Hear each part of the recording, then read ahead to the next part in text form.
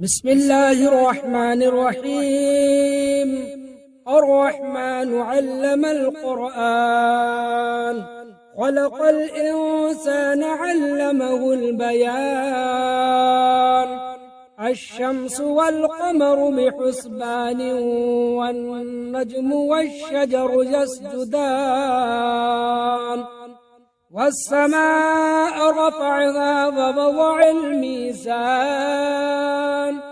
ألا تطغوا في الميزان وأقيموا الوزن بالقسط ولا تخسروا الميزان. والأرض وضعها للأنام، فيها فاكهة والنخل ذات الأكمام، والحب ذو العصف والريحان. فبأي آلاء ربكما تكذبان؟ خلق الإنسان من صلصال كالفخار، وخلق الجان من مارج من نار. فبأي آلاء ربكما تكذبان؟ رب المشرقين ورب المغربين، فبأي آلاء ربكما تكذبان؟ مرج البحرين يلتقيان، بينهما برزخ لا يبغيان. فبأي آلاء ربكما تكذبان؟ يخرج منهما اللؤلؤ والمرجان، فبأي آلاء ربكما تكذبان؟ وله الجوار المنشآت في البحر كالأعلام، فبأي آلاء ربكما تكذبان؟ كل من عليها فان، ويبقى وجه ربك ذو الجلال والإكرام. فبأي آلاء ربكما تكذبان؟ يسأله من في السماوات والأرض، كل يوم هو في شأن. فبأي آلاء ربكما تكذبان؟ سنفرغ لكم أيها الثقلان، فبأي آلاء ربكما تكذبان؟ يا معشر الجن والإنس إن استطعتم أن تنفذوا من أقطار السماوات والأرض، فانفذوا لا تنفذون إلا بسلطان. فبأي آلاء ربكما تكذبان؟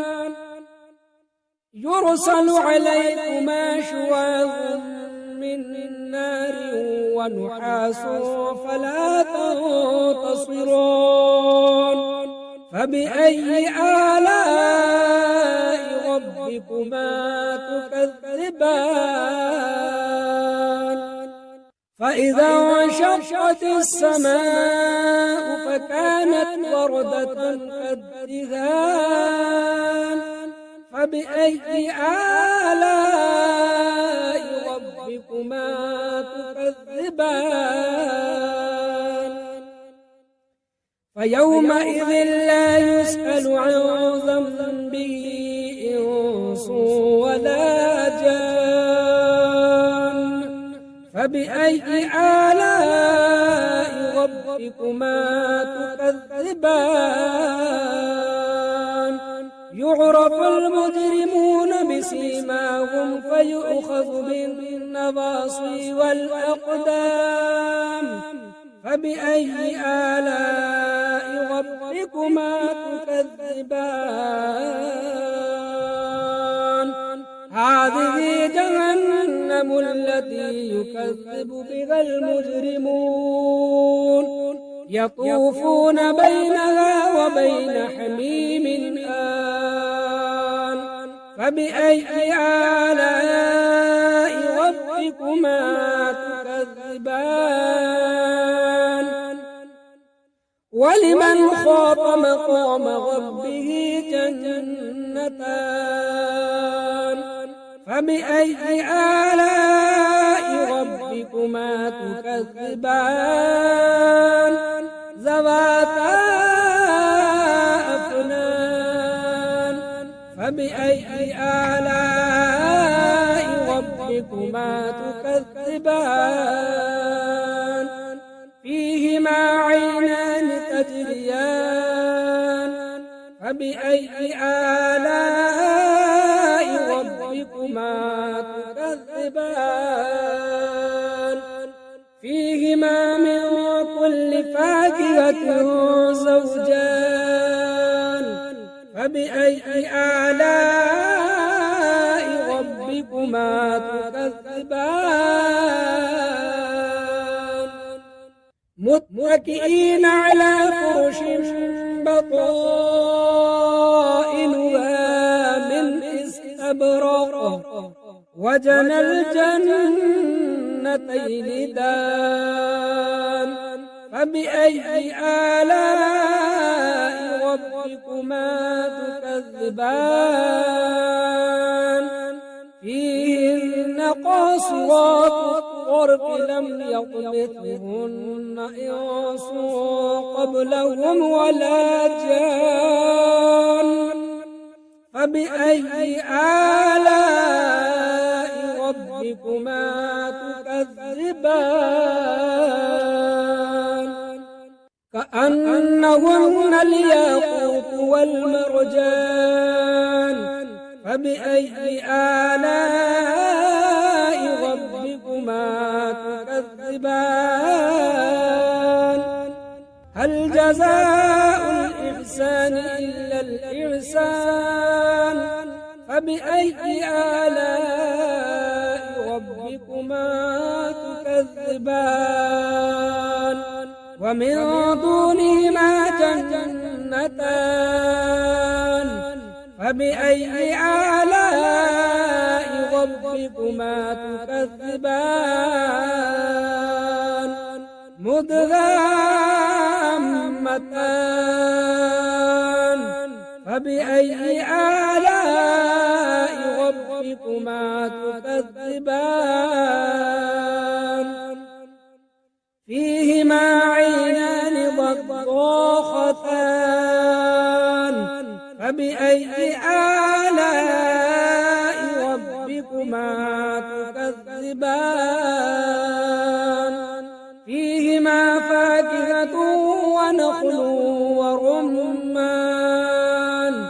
فبأي آلاء ربكما تكذبان فيهن خيرات حسان فبأي آلاء ربكما تكذبان حور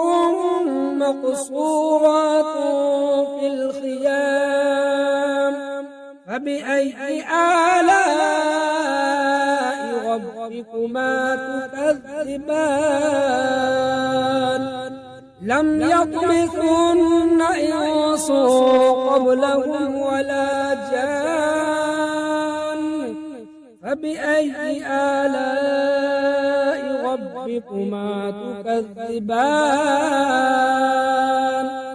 متكئين على رفرف خضر وعبقري حسان فبأي آلاء ربكما تكذبان تبارك اسم ربك ذي الجلال والإكرام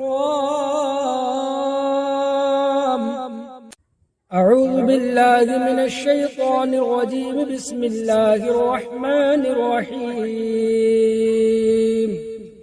ياسين والقرآن الحكيم إنك لمن المرسلين على صراط مستقيم تنزيل العزيز الرحيم لتنذر قوما ما أنذر آباؤهم فهم غافلون لقد حق القول على أكثرهم فهم لا يؤمنون إنا جعلنا في أعناقهم أغلالا فهي إلى الأذقان فهم مقمحون وجعلنا من بين أيديهم سدا ومن خلفهم سدا فأغشيناهم فهم لا يبصرون وسواء عليهم أأنذرتهم أم لم تنذرهم لا يؤمنون إنما تنذر من اتبع الذكر فخشي الرحمن بالغيب فبشره بمغفرة وأجر كريم إنا نحن نحيي الموتى ونكتب ما قدموا وآثارهم وكل شيء أحصيناه في إمام مبين واضرب لهم مثلا أصحاب القرية إذ جاءها المرسلون إذ أرسلنا إليهم اثنين فكذبوهما فعززنا بثالث فقالوا إنا إليكم مرسلون قالوا ما أنتم إلا بشر مثلنا وما أنزل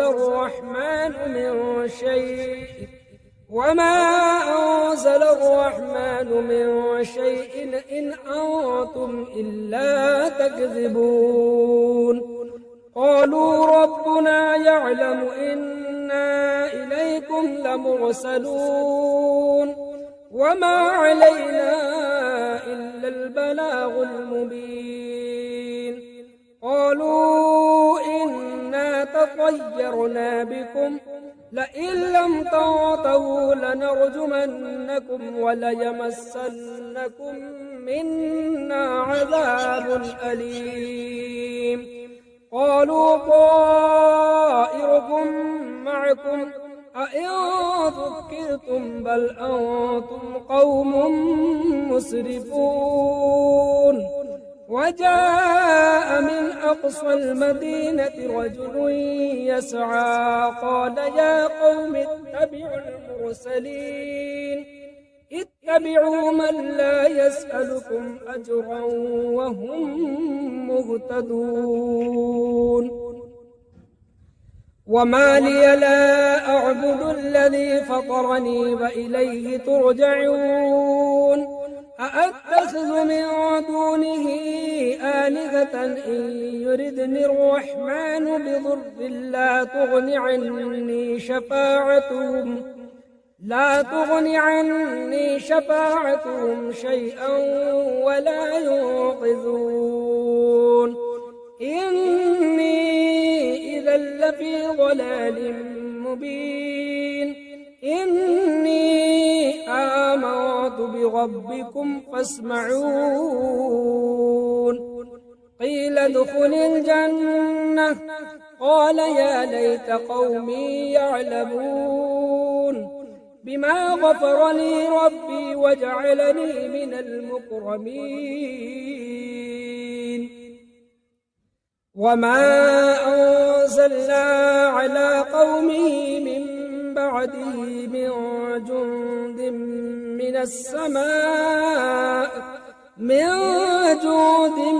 من السماء وما كنا منزلين إن كانت إلا صيحة واحدة فإذا هم خامدون يا حسرة على العباد ما يأتيهم من رسول إلا كانوا به يستهزئون ألم يروا كم أهلكنا قبلهم من القرون أنهم إليهم لا يرجعون وإن كل لما جميع لدينا محضرون وآية لهم الأرض الميتة أحييناها فأخرجنا منها حبا فمنه يأكلون وجعلنا فيها جنات من نخيل وأعناب وفجرنا فيها من العيون ليأكلوا من ثمره وما عملته أيديهم أفلا يشكرون سبحان الذي خلق الأزواج كلها مما تنبت الأرض ومن أنفسهم ومما لا يعلمون وآية لهم الليل نسلخ منه النهار فإذا هم مظلمون والشمس تجري لمستقر لها ذلك تقدير العزيز العليم والقمر قدرناه منازل حتى عاد كالعرجون القديم لا الشمس ينبغي لها أن تدرك القمر ولا الليل سابق النهار وكل في فلك يسبحون وآية لهم أنا حملنا ذريتهم في الفلك المشحون وخلقنا لهم من مثله ما يركبون وإن نشأ نغرقهم فلا صريخ لهم ولا هم ينقذون إلا رحمة منا ومتاعا إلى حين وإذا قيل لهم اتقوا ما بين أيديكم وما خلفكم لعلكم ترحمون وما تأتيهم من آية من آيات ربهم إلا كانوا عنها معرضين وإذا قيل لهم أنفقوا مما رزقكم الله قال الذين كفروا للذين آمنوا أنطعم من لو يشاء الله أطعمه إن أنتم إلا في ضلال مبين ويقولون متى هذا الوعد إن كنتم صادقين ما ينظرون إلا صيحة واحدة تأخذهم وهم يخصمون فلا يستطيعون توصية ولا إلى أهلهم يرجعون ونفخ في الصور فإذا هم من الأجداث إلى ربهم ينسلون قالوا يا ويلنا من بعثنا من مرقدنا هذا ما وعد الرحمن وصدق المرسلون إن كانت إلا صيحة واحدة فإذا هم جميع لدينا محضرون فاليوم لا تظلم نفس شيئا ولا تجزون إلا ما كنتم تعملون إن أصحاب الجنة اليوم في شغل فاكهون هم وأزواجهم في ظلال على الأرائك متكئون لهم فيها فاكهة ولهم ما يدعون سلام قولا من رب رحيم وامتازوا اليوم أيها المجرمون ألم أعهد إليكم يا بني آدم ألا تعبدوا الشيطان إنه لكم عدو مبين وأن اعبدوني هذا صراط مستقيم ولقد أضل منكم جبلا كثيرا أفلم تكونوا تعقلون هذه جهنم التي كنتم توعدون اصلوها اليوم بما كنتم تكفرون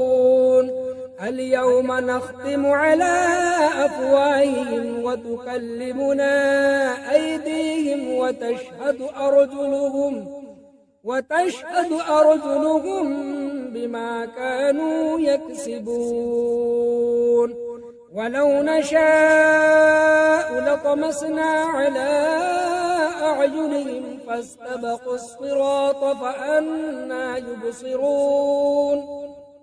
ولو نشاء لمسخناهم على مكانتهم فما استطاعوا مضيا ولا يرجعون ومن نعمره ننكس في الخلق أفلا يعقلون وما علمناه الشعر وما ينبغي له إن هو إلا ذكر وقرآن مبين لينذر من كان حيا ويحق القول على الكافرين أولم يروا أنا خلقنا لهم مما عملت أيدينا أنعاما فهم لها مالكون وذللناها لهم فمنها ركوبهم ومنها يأكلون ولهم فيها منافع ومشارب أفلا يشكرون واتخذوا من دون الله آلهة لعلهم ينصرون لا يستطيعون نصرهم وهم لهم جند محضرون فلا يحزنك قولهم إنا نعلم ما يسرون وما يعلنون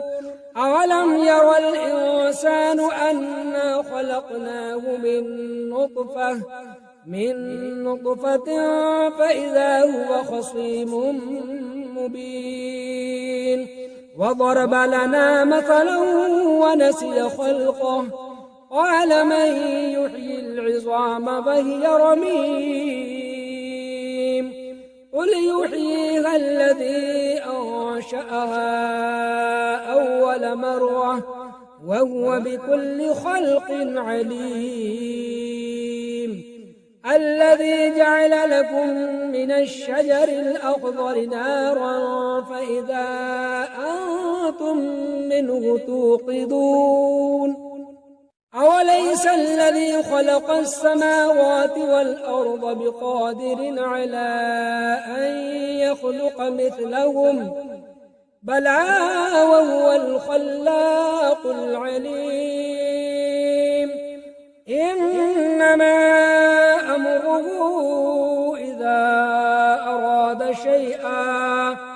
إذا أراد شيئا أن يقول له كن فيكون